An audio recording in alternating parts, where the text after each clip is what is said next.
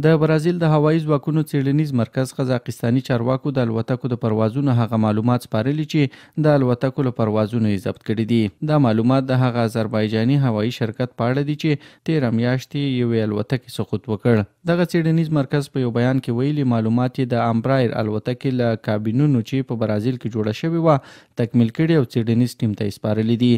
د قزاقستان چارواکو د تیر کال د دسمبر په 9 اعلان کړی و چې د دې الوتکې ضبط شوي معلومات د آذربایجان د ولسمشر الهام الیوف د هغه تورونو له کبله چې ویل یې روسیه هڅه کوي د دې الوتکې فاجعې دلایل پټ کړي او برازیل ته یې واستوي.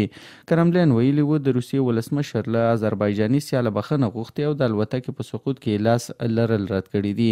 د آذربایجان ایرلاینز الوتکې د تیر کال د دسمبر په 25 هغه مهال سقوط وکړ چې له خپلې کرښې ووته.